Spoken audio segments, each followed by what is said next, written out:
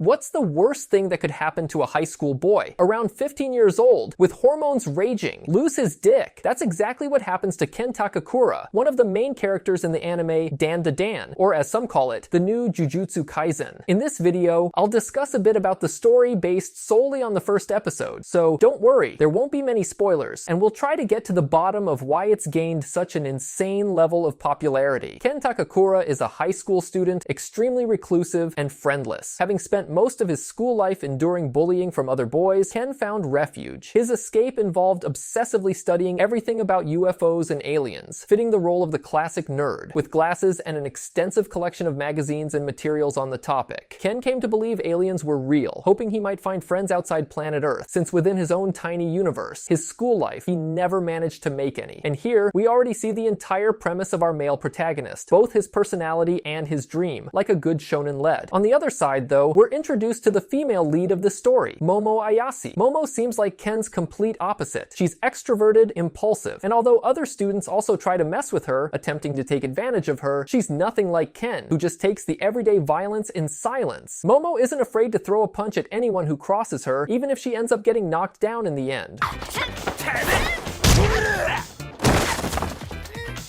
So, both main characters in this story deal with violence, but only Momo has the courage to stand up to those who try to dominate her, regardless of her odds of winning. This is evident right from the first scene in the anime. But perhaps the biggest difference between Ken and Momo is that while Ken has a strong belief in aliens, Momo believes in ghosts, spirits, and curses. However, Momo's reasons for believing in what she does are totally different from Ken's. Early in the first episode, she explains that as a kid, she always had to perform a good luck ritual before leaving for school. She'd keep repeating the gesture until she got to school, or else her grandmother would get upset with her. Of course, once she got to school, a group of boys would make fun of her, including the boys she liked. After all, who would walk around with their finger on their head like that? So, because of this, Momo started to resent her grandmother, even telling her it was ridiculous, quitting the ritual, and barely talking to her until recently. But Momo explains that she wasn't upset just because the boy didn't like her. She was hurt by people mocking her family and her grandmother, even if it was indirect and unconscious. The boys didn't know why she did that gesture every single day, but still, she felt it was like a direct attack on her family's customs. Now, check out the interesting duality the anime establishes right from the first episode. While Ken grew interested in UFOs as a kind of escape from reality, Momo's belief in spirits is actually about accepting her reality. Let me clarify. Ken's interest and belief in aliens arose from escaping reality. That's crystal clear. Meanwhile, Momo's belief in curses was built on embracing the customs and beliefs of her family that had been passed down to her since childhood. So even though she initially rejected her family's customs and beliefs, in the end, she embraces, accepts, and defends the reality rooted in her family heritage. If her family, her foundation and greatest influence, believes in spirits and that they should be respected, she's going to honor that legacy by upholding that belief as well. So it's interesting to notice how each person clings to their own truth in this world. I remember when I was younger, back when I was a teenager, I was also fascinated by this whole alien thing, especially aliens. I'd see images of those massive field patterns and think, man, how is nobody talking about this? How can anyone still doubt this is alien work? So, in a way, I can relate to the protagonist. And I think this really has to do with age. When we're still figuring things out, we tend to think in pretty simple terms. We want a truth to hold on to at all costs because it gives us direction and meaning. So if there are patterns planted in those fields, it's obviously the work of aliens. If Egypt's pyramids have stood there all this time, then of course aliens built them. Then when we get older, a bit more mature, we realize things are way more complex than that. This belief duality is an interesting topic for another reason too, because it seems to reflect a kind of cultural dominance struggle between East and West. Bear with me, I'll explain. While Momo stands by her belief in curses, which are very traditional in Japan, Ken leans into his belief in aliens, which feels pretty westernized, especially Americanized. There's even a scene in the first episode where Ken shows a page hinting that the US government admitted to UFOs or something like that. In other words, through Ken and Momo, we see a clash between these types of beliefs that are more common depending on whether you're in the western or eastern part of the world. This gets even more interesting when you consider that the manga is, if I'm not mistaken, only published digitally on Shonen Jump, giving it a much wider global reach than Shonen Jump's print version. So the cultural clash between the characters also reflects the manga's own cultural exchange, as it's consumed heavily heavily both in the East and the West. Back to the story, these two worlds collide when Ken and Momo meet at school and realize one believes in aliens while the other believes in curses. The funny part is that during the scene, Momo decides to share this belief with Ken after initially acting a bit mean to him, knowing he liked to research all this alien stuff. But to our surprise, when she reveals it to him, even Ken pokes fun at her as if to say, okay, believing in aliens is one thing, but curses? That's a bit much. And honestly, I'm kinda with him on this one. So, to prove each other's point, they make a bet. Ken has to go to a location known for curses, while Momo has to go to a spot famous for alien abductions. All the while, they're talking to each other on their phones, checking in on each other's progress. When Ken reaches the depths of the tunnel, he sees a very creepy old lady, Turbo Granny, a cursed spirit. Right away, it's hard not to think of Mob Psycho 100, where there's almost an identical scene of Mob entering a tunnel and spotting a running old lady coming straight for him. At that moment, Reigen warns him that if she overtakes him, she'll curse him. This similarity is no coincidence. It's based on a recent Japanese urban legend that inspired both scenes. Predictably, the Turbo Granny catches up to Ken and curses him, taking over his body. Under her curse, Ken's dignity vanishes as long as she possesses him. And there are two things to point out here. First, we've got this character of an old lady obsessively trying to get her hands on anyone who enters her tunnel. This is interesting because Turbo Granny challenges the tired stereotype that old people lose all desire, that they somehow turn pure as soon as they hit old age, as if they forget everything they've ever experienced. But no, Turbo Granny is here to say otherwise, to push back against that idea, reminding us that older people still have desires. They may feel it less intensely, but it's there, and that's probably why the scene with Turbo Granny shocked so many people and went viral. No one expects a grandma to talk like that. Sure, in this case, we're talking about a high school boy's dignity, which raises other issues I'll get into soon. But the bottom line is, Turbo Granny's inappropriate interest introduces yet another belief clash, something rooted in our world as well, the idea of the innocent elder. And maybe this belief is even more prevalent in Japanese culture, at least that's my guess here. The second point worth mentioning is Ken losing his dignity as a result of being cursed. This detail hits home for the anime's main audience, which is mostly male. We're talking about a high schooler, right in the thick of puberty, with hormones on overdrive. Even if he's not the stereotypical macho guy, he probably watched those kinds of videos. But anyway, the idea of a teenage boy having his pride taken away is like his worst nightmare, because at that age, this thing becomes the center of the universe, and we tend to think it's the most important thing in the world, where suddenly everything revolves around it. So, imagine coming face to face with a highly inappropriate old lady and ending up empty-handed because of it. Those are two things any teenage boy would find horrifying. Meanwhile, on the other side of the story, Momo also discovers that aliens are real when she's abducted by a cybernetic species and trapped on their spaceship. For some weird reason, the aliens are interested in having fun with her, and she's shown restrained on a table. At this point, not only do the protagonists start to accept that each other's beliefs were real, but they also have to confront these beliefs firsthand. Ken has to face the curse of Turbo Granny, while Momo must confront the aliens that captured her. But what's unusual is that both of their attackers or captors are after the same thing: intimacy. Both the creepy grandma and the aliens are on the hunt. This adds another layer, showing how there are always cruel adults in the world who seek to exploit the innocence of younger people. In this case, teenagers. It's like these adults show up to ruin the innocence and dreams of these kids. Another interesting thing about the clash between their beliefs is that both the aliens and the curses are here to challenge the protagonist's worldviews directly. Ken, who dreamed of making friends with aliens, has to stand up to them for abducting Momo. And on the other hand, Momo now has to face the curses she so strongly believed were real. She never wanted to befriend curses, but she acknowledged and defended their existence. Ironically, while Ken gained his powers from a curse he didn't believe in, Momo received her telekinetic abilities from aliens she thought weren't real. It's explained that the aliens overstimulated Momo's brainwaves, opening her chakras and giving her telekinesis. So they have no choice but to start believing in each other's views, since these experiences affected their lives so profoundly, changing who they are. And to top off this episode, we get Momo's big declaration that she would only date someone like Ken Takakura, the name of her idol, which she keeps repeating through much of the episode. This is just another belief for Momo, this idea that everything would be perfect if she could only date someone like him. But at the end of the episode, she discovers that the alien-loving nerd she thought was just some unlucky kid from school is actually named Ken Takakura. So now that Momo knows this, will she stick to her belief that she'll only date someone like her idol, even though Ken has the exact same name same as him? Or will she go back on it and betray her own conviction? This whole theme of how each person builds their beliefs for different reasons and how those beliefs are constantly tested throughout this first episode is what makes Dandadan so fascinating to me. I'll keep watching the anime weekly, and who knows, I might bring more videos like this for you. If you want that, make sure to leave a like, drop plenty of comments below, and subscribe so you don't miss out on the next ones. Alright, catch you later. Bye.